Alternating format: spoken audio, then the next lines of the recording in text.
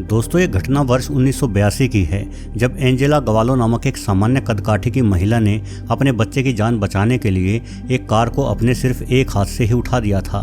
Car का model Chevrolet Impala था और यह कार वजन में करीब 1500 किलोग्राम भारी होती है। एंजेला के पति इस कार की मरम्मत कर रहे थे, इसलिए कार के नीचे जैक लगाकर छोड़ा गया था। तभी एंजेला का बेटा कार के नीचे घुस जाता है और जैक स्लिप हो जाता है। ये लड़का कार के नीचे दब ही जाता, किंतु एंजेला ने किसी सुपर वुमन की भांति एक हाथ से ही करीब 4 इंच की ऊंचाई तक कार को उठाकर दूसरे हाथ से अपने बेटे को बाहर खींच लिया। ये घटना सच में किसी चमत्कार से कम नहीं थी। वहीं यदि दूसरी ओर देखा जाए तो वजन उठाने का वर्ल्ड रिकॉर्ड हेफ्तोर ब्योन्सन नामक शख्स के नाम है, जिन्होंने वजन उठाने की डेडलिफ्ट श्रेणी में 501 किलोग्राम का भार उठाया था। हेफ्तोर ब्योन्सन को वर्ष 2015 में विश्व के सबसे शक्तिशाली व्यक्ति का खिताब भी मिला था। इस वर्ष वो 650 किलोग्राम भारी और 10 मीटर लंबे पेड़ के तने को लेकर 5 कदम चले थे। अब यदि दोनों ही घटनाओं को देखा जाए तो जहां एक तरफ एक भारी भरकम पावर लिफ्टर है जिनका खुद का बॉडी वेट भी 180 किलोग्राम है, वहीं दूसरी ओर एक साधारण गृहिणी। जहां इन भारी भरकम वेट लिफ्टर भाई साहब ने कई वर्षों की ट्रेनिंग के बाद 500 से 600 किलोग्राम भार उठाया है, वहीं एक गृहिणी द्वारा अकेले ही एक हाथ से 1500 किलोग्राम की कार को उठा देना और दूसरे हाथ से अपने बच्चे को बचा लेना वाकई चौंका देने वाला मामला था। तो आखिर उस महिला ने इतना वजन कैसे उठाया और हमारे शरीर में अचानक इतना वजन उठाने की शक्ति कैसे आ जाती है? साथ ही हमारा शरीर कुल कितना वजन उठा सकता है? चलिए आज के वीडियो से आखिरी तक जुड़े रहिए और कुछ ऐसे ही सवालों के जवाब विस्तार से जानिए।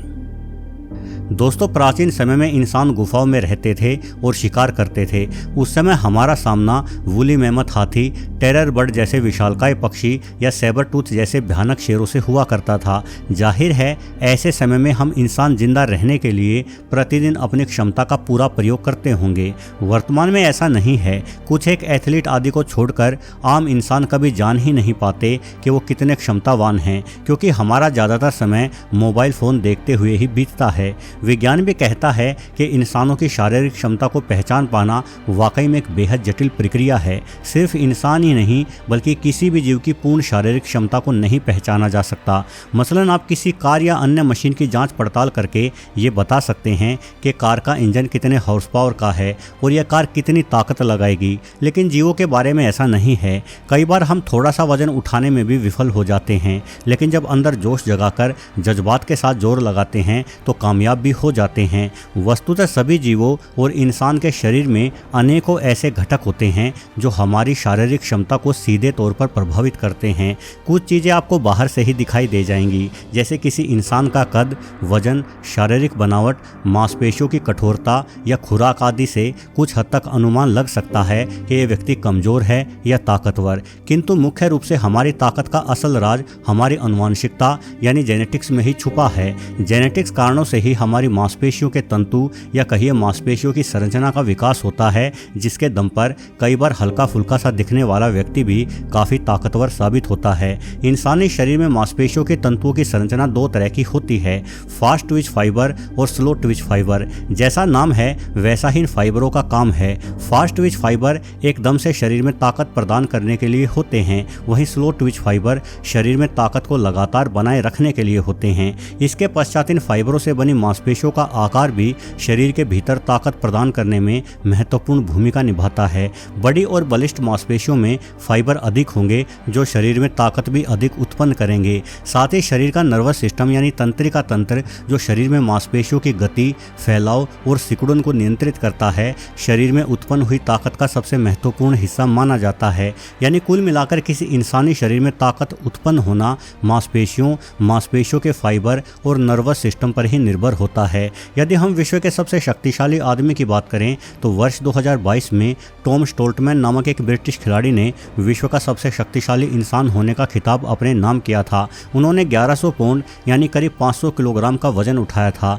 और ये वजन एक छोटी कार के ही बराबर है। वहीं एक साधारण इंसान लगभग 70 किलोग्राम भार ही उठा सकता है। दूसरी ओर अगर हम इंसानों के सबसे नज़दीकी जानवर को देखें तो ईस्टर्न लोलैंड गोरिल्ला पृथ्वी पर मानवों का सबसे नज़दीकी शक्तिशाली कोई रिश्तेदार जानवर है। एक गोरिल्ला हम इंसानों से 5 से 8 गुना ज़्यादा शक्तिशाली होते हैं। ये बड़ी ही आसानी से 800 किलोग्राम तक का भार उठाते हुए देखे गए हैं। इसका मतलब है कि गोरिल्ला किसी भैंस तक को अपनी भुजाओं पर उठाकर फेंक सकता है। दूसरी ओर यदि हम चिंपांजी की बात करें तो शारीरिक भार की दृष्टि से चिंपांजी करीब करीब इंसानों जैसा ही शरीर रखता है, किंतु इसके बावजूद एक चिंपांजी में करीब 3 से 4 इंसानों के बराबर ताकत मानी जाती है। इसलिए ऐसा कहा जा सकता है कि अतीत में जब मनुष्य भी जंगलों में रहा करता था, पेड़ों पर उछल कूद किया करता था, तो वो इंसान आज की तुलना में कहीं अधिक ताकतवर रहा होगा। आज शहरों में रहकर हमने अपनी ताकत खो दी, क्योंकि हमें ताकत का इस्तेमाल करने की आवश्यकता ही नहीं पड़ती और संभव है कि हमारे अंदर की वो खोई हुई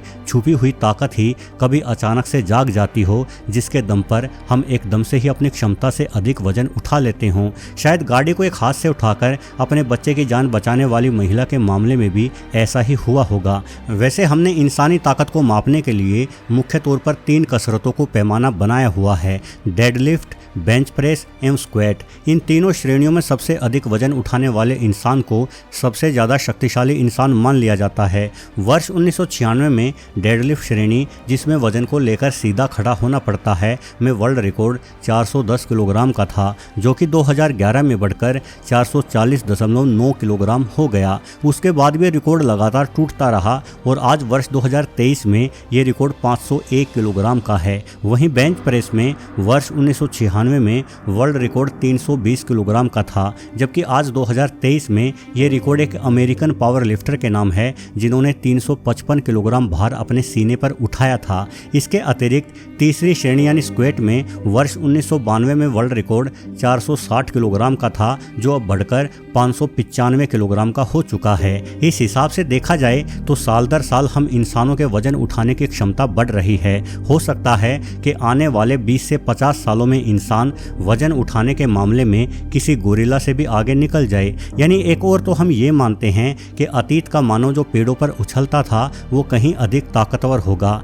दूसरी ओर वर्तमान मानव की ताकत प्रतिवर्ष बढ़ती भी जा रही है, किंतु इस कहानी का एक दूसरा पहलू भी है। असल में आज खिलाड़ी लगातार प्रतिबंधित दवाएं या एनाबॉलिक स्टेरॉयड आदि का इस्तेमाल धड़ल्ले से कर रहे हैं और ये दवाएं इंसानी ताकत को बढ़ाने में महत्वपूर्ण सिद्ध हो रही हैं। दोस्तों, जब भी हम अपनी ताकत का इस्तेमाल करते हैं तो हमारी मांसपेशियों के तंतुओं को नुकसान होता है, हमारी ऊर्जा तेजी से खर्च होती है और हमारे पूरे शरीर को जरूरत से अधिक कार्य करना पड़ता है। इसलिए हमारा दिमाग हमेशा ही हमारे शरीर को अधिक वजन उठाने से होने वाले नुकसान से सुरक्षित रखने की कोशिश करता है। हमारा दिमाग ही हमारी मांसपेशियों की सक्रियता को नियंत्रित करता है।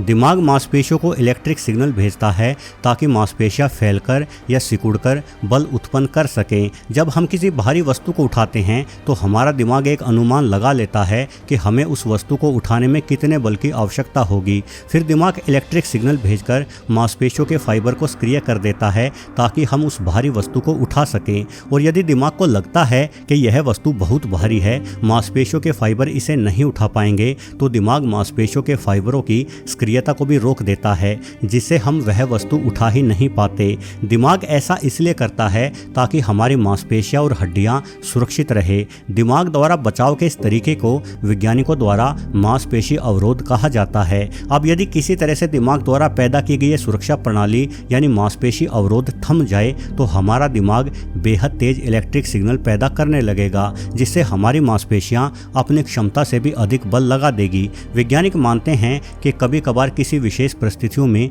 ऐसा होता भी है, विशेषकर जब कोई मनुष्य गुस्से में, दर्द में या सदमे में होता है तो दिमाग शरीर की सुरक्षा करने के प्रयास छोड़ देता है, जिस कारण दिमाग से अनियंत्रित तेज इलेक्ट्रिक सिग्नल उत्पन्न होते हैं। यही वजह है कि ऐसे समय में हमारे भीतर अचानक से असाधारण बल आ जाता है और हम अपने सामने मौजूद किसी भी वस्तु को तोड़ फोड़ सकते हैं या उठाकर फेंक सकते हैं। इस घटना को उन्मादी शक्ति कहा जाता है। ऐसा अक्सर तब होता है जब जिंदगी और मौत की बात आ जाए या गुस्से और जज्बात के कारण इंसान सोचने समझने की शक्ति खो दे। शायद आपने भी कभी बहुत अधिक गुस्से में या बहुत परेशानी में अपने भीतर इस उन्मादी शक्ति का अनुभव किया हो। एक हाथ से गाड़ी उठाकर अपने बच्चे की जान बचाने वाली महिला का उदाहरण उन्मादी शक्ति का ही परिणाम था। ठीक इसी तरह वर्ष 2006 के दौरान एरिजोना में टॉम बोयल नाम के एक शख्स ने 1360 किलोग्राम भारी स्पोर्ट्स कार उठाकर एक बच्चे की जान बचाई थी।